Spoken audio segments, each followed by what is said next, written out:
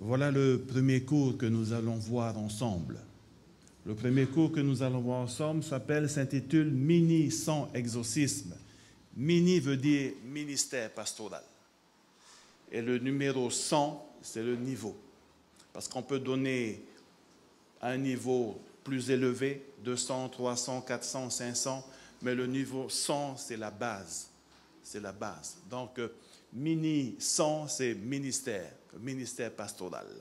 Donc, ce cours fait partie du ministère pastoral qu'on va voir à un niveau 100.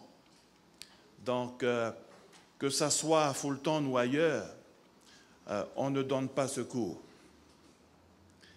C'est suite à des expériences pastorales qu'on peut enseigner. En quelque sorte, il n'y a pas de A, B, C, D, si vous me comprenez. Il n'y a pas de A, B, C, D. C'est l'esprit qui vous dirige. Et ce cours a été préparé selon mes expériences personnelles. Donc, ce cours existe, qu'on appelle l'exorcisme, mais qui n'a jamais été donné à Fulton ou ailleurs. Donc, c'est un privilège aujourd'hui pour nous, et je remercie le Seigneur d'étudier ensemble avec lui ce que c'est l'exorcisme. Donc, je pense qu'il est nécessaire d'en parler. Pourquoi? Parce qu'il y a de plus en plus aujourd'hui. Il y a de plus en plus aujourd'hui, et parfois on se demande comment faire. Comment faire? Ça va? Voilà. Je vais d'abord poser une question. Qui a déjà fait l'exorcisme parmi nous? Ou plutôt assisté? Tu as assisté, hein? Tu peux raconter? Tu peux nous raconter? Vaguement? Bien. On va écouter, hein? On va se laisser aller, hein? C'est un moment de partage pour qu'on puisse se situer par rapport à des situations et quelles sont les solutions qu'on pourrait apporter. Bonjour tout le monde. Alors je viens de l'église de Maïva à Huayné. Et une fois, pendant que Pasteur Patrice était toujours pasteur de Huayné, nous avons participé à une prière d'intercession pour une femme qui a été possédée. Pasteur Patrice avait réuni tous les anciens qui étaient présents ce sabbat soir. Et puis nous avons commencé à prier pour cette femme que son mari avait demandé que l'on puisse prier pour son épouse. Donc je faisais partie également des personnes qui étaient entourées, qui avaient entouré cette femme. Et là, nous nous sommes mis à genoux et nous avons prié. Et pour moi, c'était une première fois. Donc, on fermait les yeux et là, on sentait la femme qui tremblait et qui... En fait, c'était comme si elle n'aimait pas la personne qui était à l'intérieur d'elle. Donc, elle émettait des sons un peu graves et ça faisait peur. Moi-même, pour la première fois, j'ai eu peur. J'ai eu peur, bon. Mais avec l'aide de notre Seigneur, nous avons terminé la prière et je pense que tout s'est bien passé. Bon, on n'a plus de nouvelles jusqu'à aujourd'hui, mais je pense que Dieu a fait quelque chose pour elle. Voilà. Merci. Merci. Y a-t-il d'autres personnes qui ont fait l'expérience? Titus, viens partager juste un petit moment avec ces expériences. Ça va? Vous n'avez pas peur, hein? C'est bon, hein?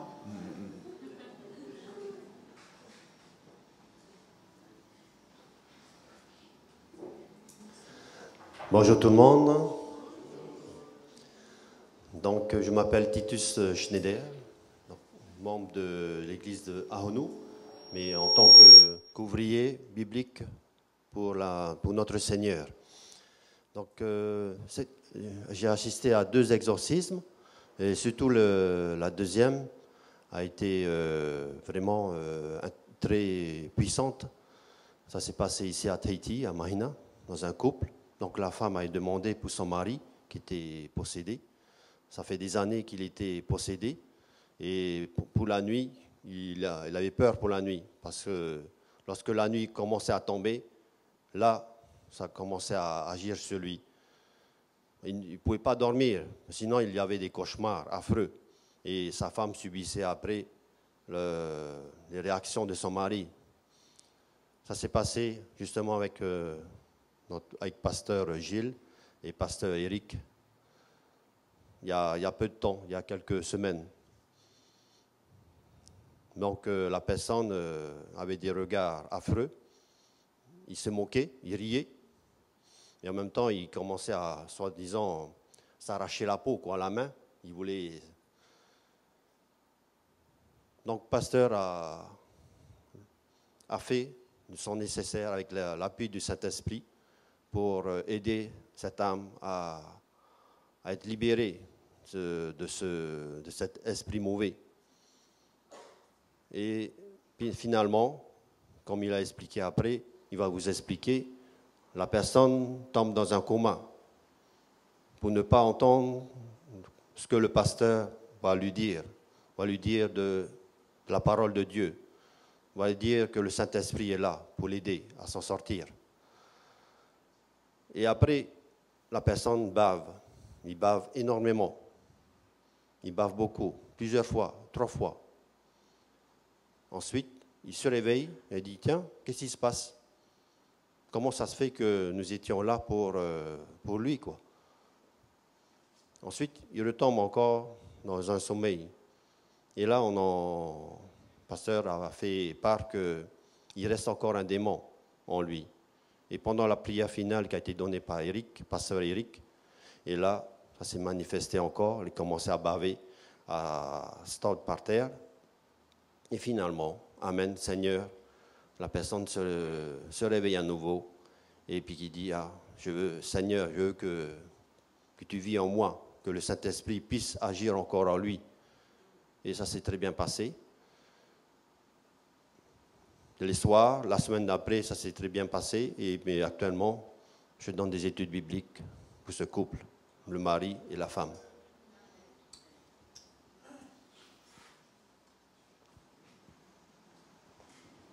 Ça nous donne une idée, hein? Une idée de ce que c'est. On ne peut pas échapper à ce sujet. Il faut affronter. Il faut affronter. Vous savez quoi? On va prier. Hein? On va se mettre à genoux, on va prier.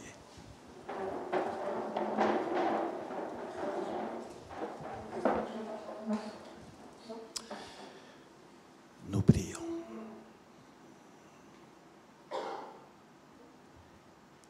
Ô notre Dieu,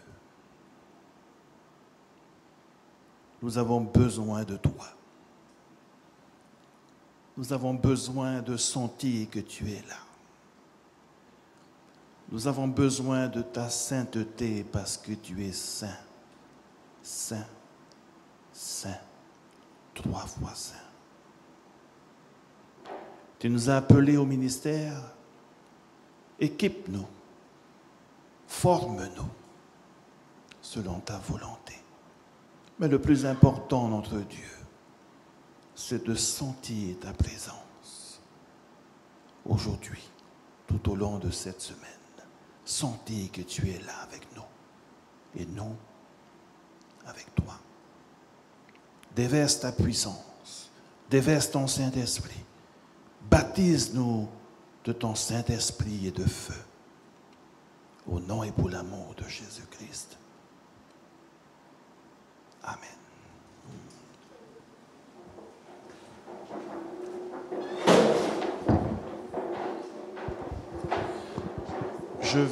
Je vais vous brosser un peu le programme de cette semaine. Donc, ce cours va durer 4 sessions, c'est-à-dire 4 heures. Donc, je vais vous donner une idée de ce que nous allons faire. Aujourd'hui, nous allons faire une introduction de ce cours, en discuter de l'existence de toutes ces choses, puis identifier qui sont-ils, ces personnes, ces anges déchus, où habitent-ils, quelles sont les activités, leur boulot, leur travail. Et puis, demain, nous allons parler des limites, l'autorité qu'ils ont, ces personnes, ces anges déchus, leur destination, comment reconnaître une personne possédée. Vous écrivez? Je peux vous donner le PowerPoint. Je vais remettre le PowerPoint au secrétariat et puis vous allez tous là-bas avec votre pendrive. Ça va? On va faciliter les choses. Voilà. Mercredi, nous allons voir comment faire l'exorcisme.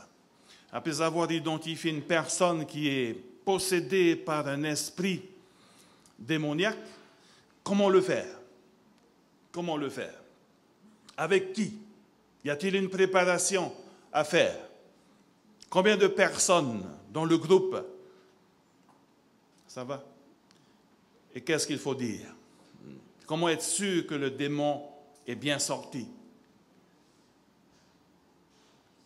Oui?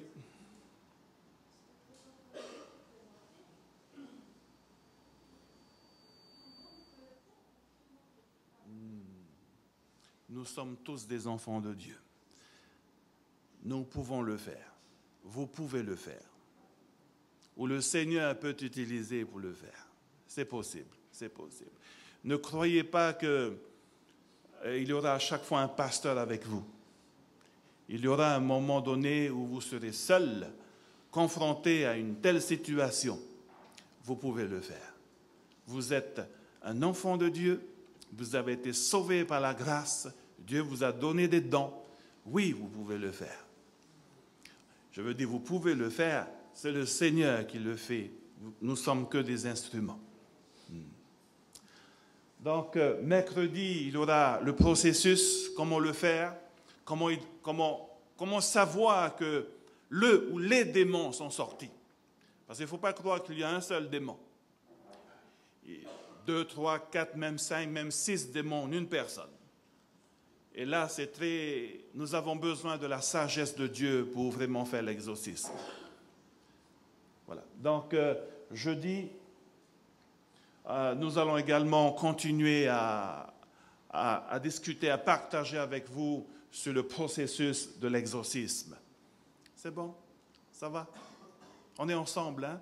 Si je vais trop vite parce que j'ai tendance à accélérer, je ne sais pas pourquoi, et ma femme me dit tout le temps, tu vas trop vite et tu parles trop fort. N'hésitez pas à me dire, voilà. Donc aujourd'hui, qu'est-ce que nous allons voir? Simplement, est-ce que ça existe? Ou plutôt, avant d'en arriver là, qu'est-ce que l'exorcisme? Qu'est-ce que l'exorcisme? Comment?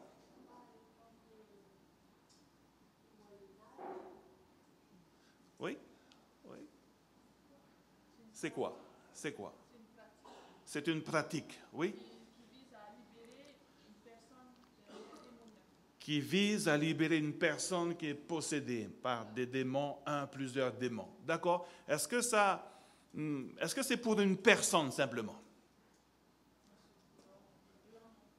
Est-ce que lorsqu'on parle de posséder, on parle d'exorcisme, est-ce qu'on parle simplement d'une personne qui est agitée, habitée par ces esprits démoniaques? Est-ce qu'on parle d'une personne simplement ou de plusieurs personnes? Ben, on peut parler également de lieux. On peut parler de lieux, d'une maison, par exemple, une maison qui est habitée par ces esprits démoniaques. Donc, on peut parler de personnes, mais également de lieux.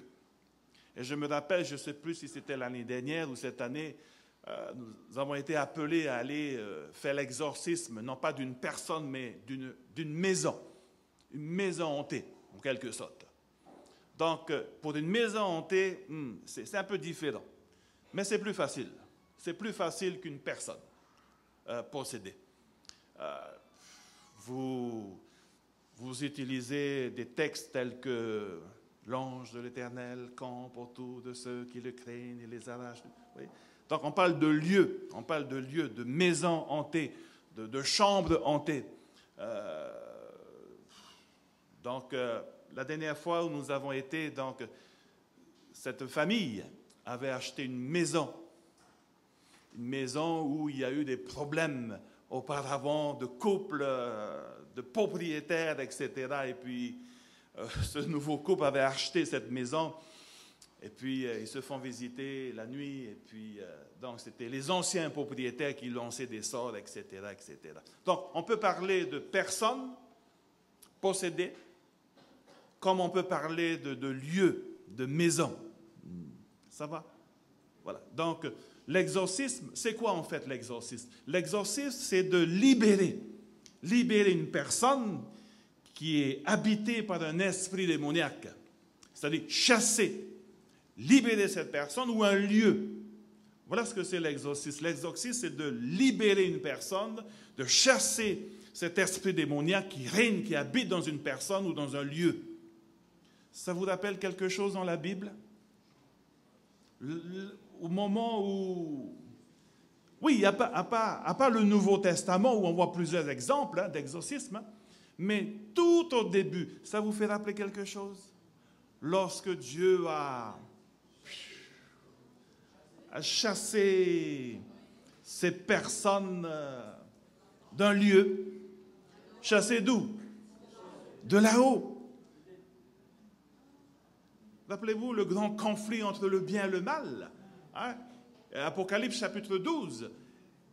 Il y eut guerre dans le ciel. Entre qui et qui? Lucifer, Michel, etc. Et à un certain moment donné, expulsés.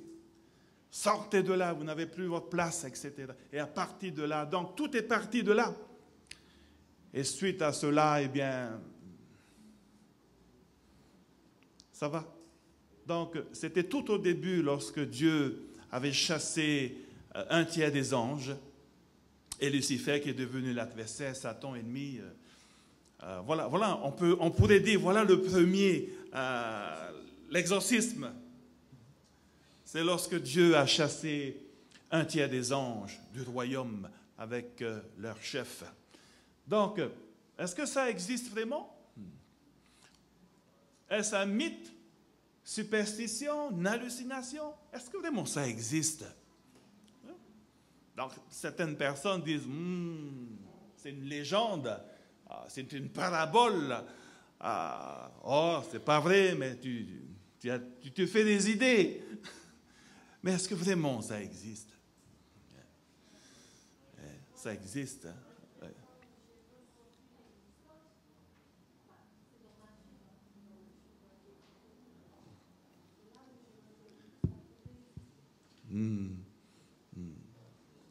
Qu'est-ce que... Comment? Il faut voir. Tu es comme saint Thomas. Hein? Il faut voir pour le croire. Ouais. Mais si vous... Je prends mes expériences. Hein? C'est que je me suis fait baptiser parce que j'ai la foi en Dieu. Christ est mort pour moi. Alors, je me suis fait baptiser le 28 décembre 1984 à cause de la vérité. De sabbat, amen, et tout ça. Hein. Donc, on se donne à Christ. Hein. Mais là où vraiment je me suis aperçu, et cela a confirmé ma foi, c'est lorsque j'ai vu de mes propres yeux qu'il y a vraiment une guerre entre le bien et le mal, entre Jésus et Satan, entre les anges de Dieu et les anges déçus. Et c'est ça qui m'a confirmé dans le ministère que Dieu existe et que le mal également existe. Et que nous vivons en plein dans cette bataille. Ouais. Si vous allez faire l'expérience de cela, chers amis, votre foi va tripler. Tripler. Fortifier votre foi. Vous allez voir.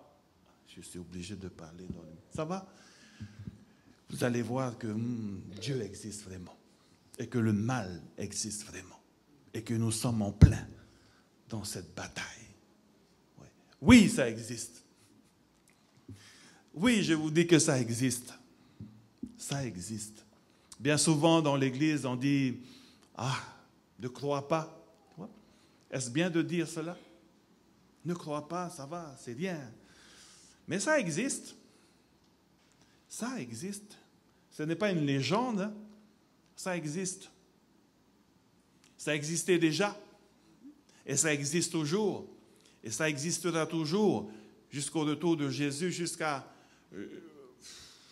lorsque le Seigneur reviendra dans toute sa gloire. Il y aura une nouvelle terre, etc., etc. Nous sommes dans l'obligation aujourd'hui d'en parler, de fortifier les uns les autres, de former afin que nous puissions être conscients que ça existe. Et que faut-il faire lorsqu'une personne est possédée, lorsqu'une maison est hantée, etc. Que faut-il faire en tant qu'enfant de Dieu? Ça existe. Bien qu'on soit comme saint Thomas, ça existe, ma sœur. Ça existe. Donc, chers amis,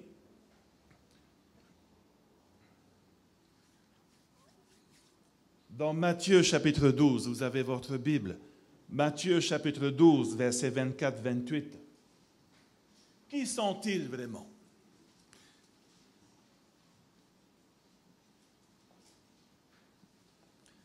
Matthieu chapitre 12.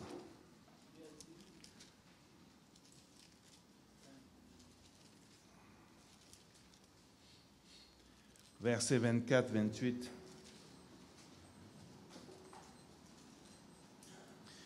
Les pharisiens, ayant entendu cela dire, cet homme ne chasse les démons que Belzébul, prince des démons. Comme Jésus connaissait leurs pensées, il leur dit, tout royaume divisé contre lui-même est dévasté, et toute ville ou maison divisée contre elle-même ne peut subsister. Si Satan chasse Satan, il est divisé contre lui-même. Comment donc son royaume subsistera-t-il?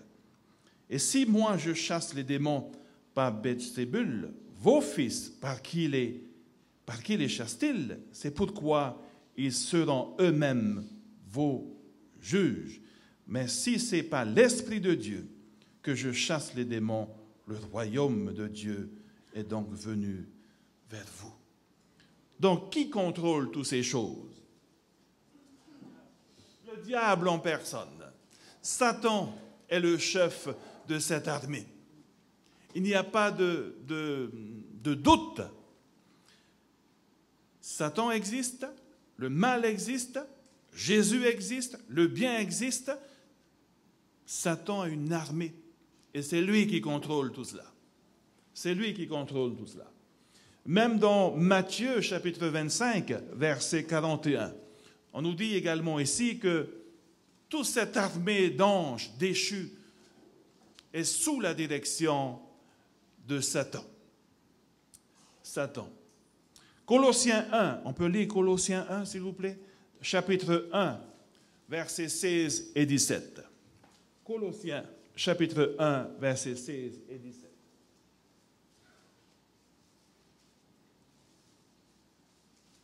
Est-ce que quelqu'un pourrait lire, s'il vous plaît?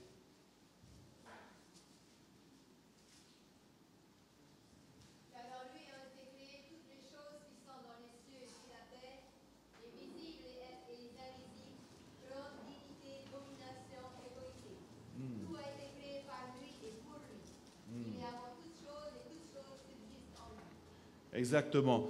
Donc, tous ces anges déchus, tout ce qui a été créé, qui a créé cela? C'est Dieu. Et pour qui? Pour sa gloire. Même les anges qui ont quitté leur demeure. Tiens, il y a un texte qui me vient à la tête, dans Jude 6. Lisez Jude 6. Jude 6, on parle de qui ici? Je n'ai pas mis ce texte, ça me vient comme ça. Jude 6, on parle de qui? Jude 6. Oui, oui, s'il te plaît. Il a réservé pour le jugement des anges enchaînés éternellement dans les ténèbres, les anges qui n'ont pas gardé leur dignité, mais qui ont abandonné leur propre. Voilà. Donc on parle de qui? De ces anges qui ont abandonné leur demeure, qui ont été infidèles à Dieu. Ils ont abandonné leur demeure, ils ont abandonné leur Dieu, et ces anges déchus ont suivi leur chef, Satan, en question. Ma sœur. Par rapport au verset précédent, on pouvait trouver des gens pour dire, c'est Dieu alors à ce moment-là qui a créé Satan. Oui, c'est ce qu'on dit. Mais Dieu n'a pas créé Satan. Dieu a créé Lucifer. Hein, Dieu a créé Lucifer. Dieu a créé toutes choses. Mais c'est le fait que Lucifer, lui, a choisi autrement. On parle ici du choix, le choix. Et souvent dans l'Église, nous entendons parler le libre arbitre. Vous avez entendu parler le libre arbitre? Quelle est la différence entre le libre arbitre et le choix?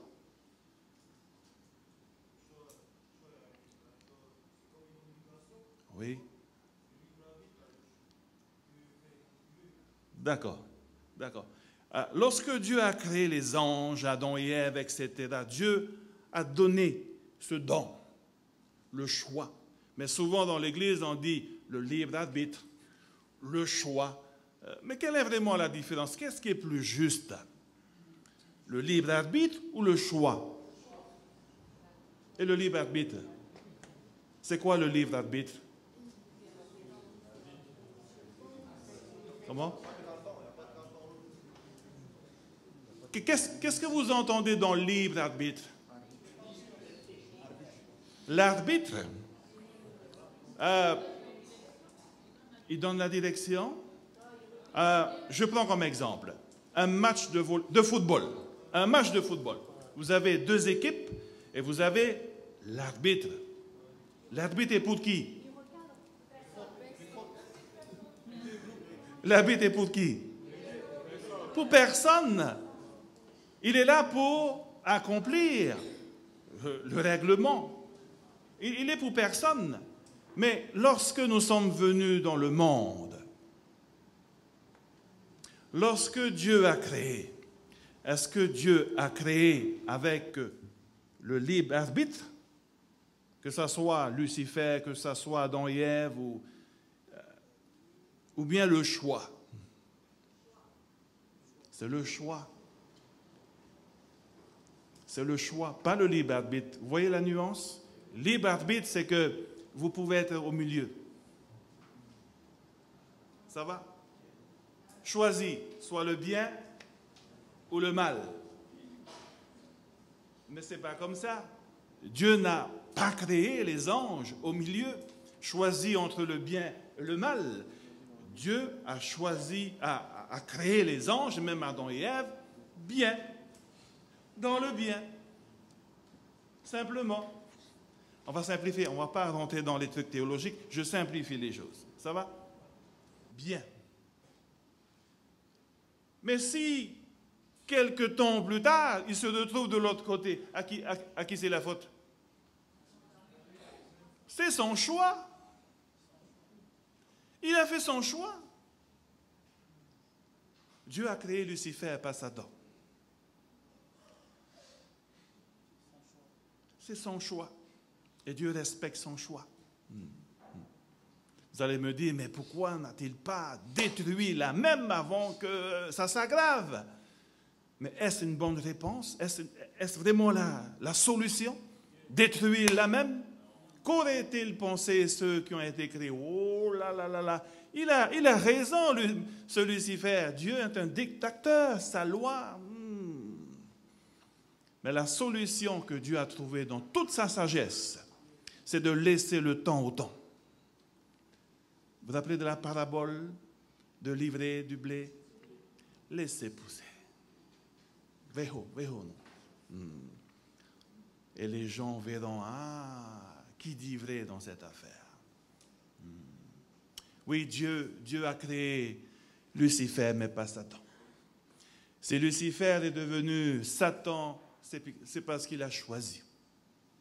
Il y avait un risque. C'est risqué, mais c'est ça l'amour de Dieu, c'est de respecter le choix de chaque être créé. Ce sont des personnes, ce sont des êtres intellectuels, Matthieu chapitre 28, verset 29, qui réfléchissent, intelligents. Ces anges déchus, très intelligents. Marc chapitre 5, verset 7. On peut lire Marc chapitre 5, verset 7. C'est cet homme qui a été possédé et qui a été enchaîné, mais malheureusement, les chaînes ne tiennent plus. Hein. Il habite où? Dans les tombeaux. Hein. Marc 5, verset 7. Oui. Qu'y a-t-il entre moi et toi, Jésus, fils de Dieu très haut, je t'en conjure au nom de Dieu, ne te tourmente pas.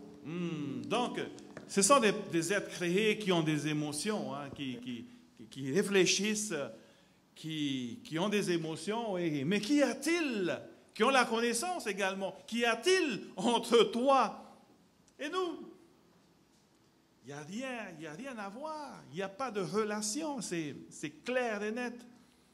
Donc, nous voyons que même lorsque vous faites l'exorcisme, ne discutez pas trop avec ces personnes, enfin, avec ces esprits. Ça n'a rien à voir avec eux. Qu'est-ce que tu fais là? Tu dégages. Soyez ferme, soyez avec pleine d'autorité du ciel.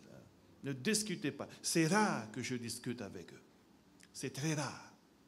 Mais il arrive que je discute avec eux. Mais c'est dangereux. C'est dangereux. Si je discute avec eux, c'est pour quelque chose de bien précis. Par exemple, il m'est arrivé un jour où, lorsque vous faites l'exorcisme, il se moque de toi. Il se moque de toi. Avec voix de pas trop, quoi, ou je ne sais pas trop quoi. Hein. Mais tu es obligé quand même, à certaines limites, d'enclencher un dialogue. Un dialogue, une discussion. Ça a duré 5-6 heures. 5-6 heures. Je ne vous dis pas qu'à la fin, vous êtes HS, hein? Vous êtes fatigué. Vous êtes fatigué. On a beau trouver des approches, etc., mais à la fin, qu'est-ce qui s'est passé? Nous nous sommes souvenus que les démons n'aiment pas parler du retour de Jésus. Je fais allusion à Marc chapitre 5, verset 7. Mais qu'y a-t-il? Tu es venu nous tourmenter, mais ce n'est pas encore là.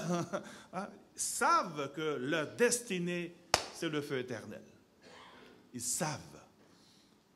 Alors, lorsque nous avons entamé cette discussion, ce dialogue avec ces esprits impurs, la personne s'est levée. Mais jamais, jamais, jamais vous serez protégé. Ben, arrivé à un moment donné, il y aura quand même un dialogue qu'il faut entamer avec la personne, juste pour faire le déclic, quoi. Mais ne vous inquiétez pas, ne vous inquiétez pas. Donc, ce sont des personnes, on ne dit pas des personnes, des êtres, hein, des êtres, des démons. Allez, on va appeler les démons, appeler un chat par un chat. Hein. Marc 5, verset 12. Ils ont cette volonté, ce désir de faire ceci, etc., etc. Éphésiens chapitre 6, 12. On peut lire Éphésiens 6, 12.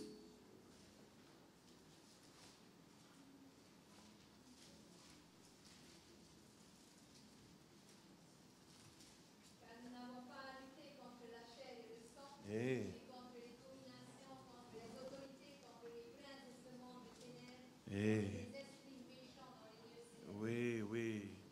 Donc, c'est une guerre, en quelque sorte, spirituelle.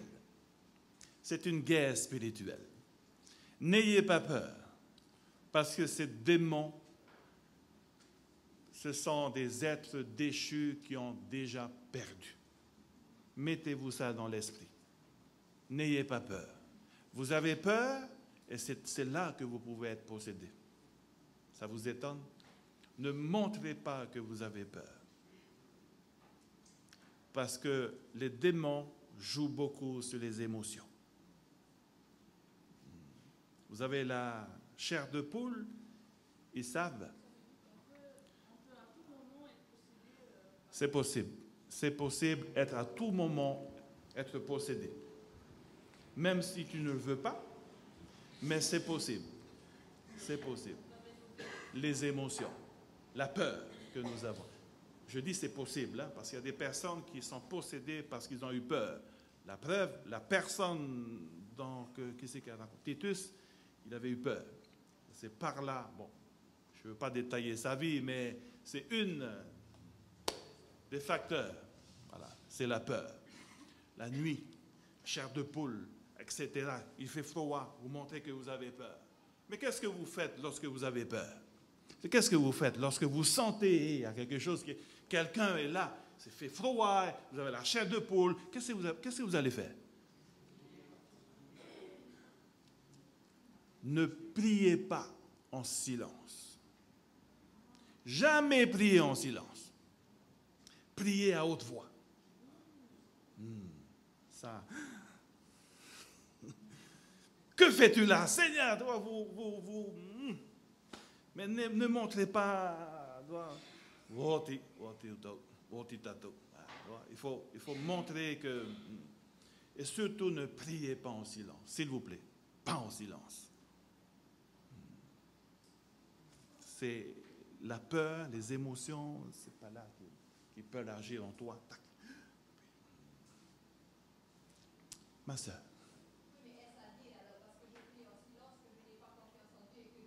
Non, non, non.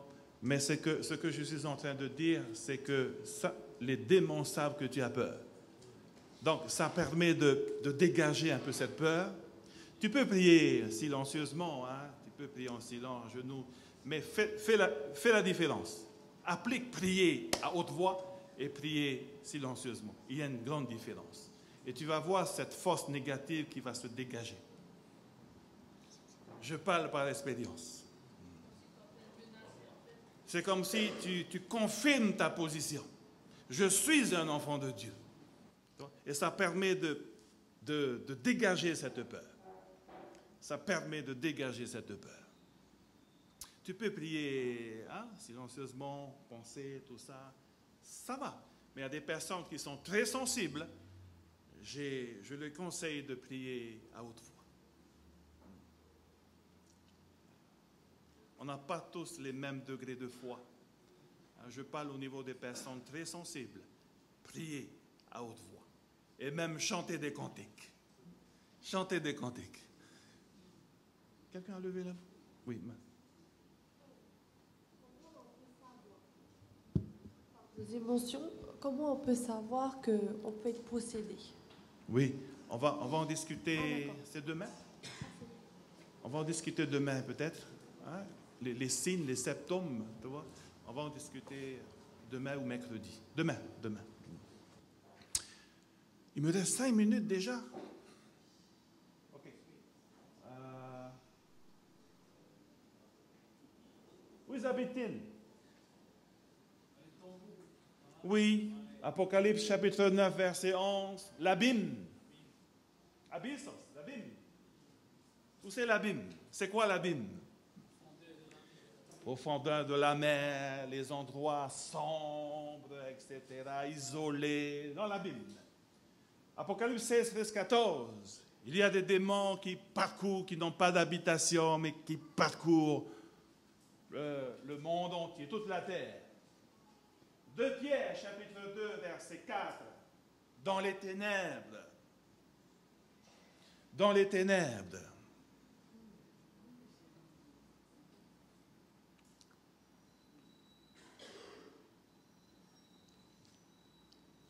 Marc chapitre 5, verset 2, sépulcre, les tombeaux, cimetières. Donc voilà, chers amis, en général, leur maison à part, les posséder. Ça, c'est leur base, c'est leur PC, si on peut dire, c'est leur poste central. Et puis, ils partent dans tous les sens pour dompter les maisons, les personnes, etc. Leur activité, Ce sont des êtres créés qui s'opposent aux bonnes œuvres. Rappelez-vous la vision de Daniel, chapitre 10, Jacques, chapitre 3, 15. Ce sont des êtres déchus qui fait croire que la sagesse de Dieu, ou plutôt qui tentent les personnes par leur sagesse diabolique, et souvent on dit « Oh, ça vient de Dieu », mais il faut vraiment avoir ce don pour discerner les choses, qui crée des dépressions. 1 Samuel 16, 14, une personne dépressive. Donc, faites attention parce qu'il peut agir. Il peut agir. Luc 8, 27, antisocial. C'est-à-dire qu'il ne se mélange pas trop avec d'autres personnes. Antisocial, réservé, isolé. Et voilà un des signes qu'une personne est possédée. Une personne ne se mélange pas trop, toujours dans son coin. 1 Corinthiens 10, 20, ils se font adorer. Ils se font adorer. 1 Timothée 4, 1, 3, ces anges déchus enseignent également des doctrines. Il faut faire très attention. Acte 16, Luc 13, 10, 16. On peut dire aussi qu'ils peuvent causer la maladie. Ils peuvent causer la maladie. 2 minutes, merci. Ils peuvent causer la maladie. Quelqu'un qui est aveugle, possédé, lorsque vous faites l'exorcisme, il se peut que la personne retrouve la vue. Donc, ces démons dans les personnes causent des maladies. Ça peut être une paralysie, ça peut être quelqu'un qui est sourd, qui ne voit pas, etc. Mais lorsque vous faites l'exorcisme, la personne retrouve sa santé. C'est possible. C'est possible. Ça va?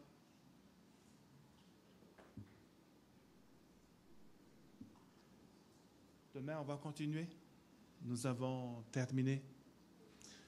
Nous vous remercions pour votre participation, pour votre présence, et que le nom de Jésus soit loué.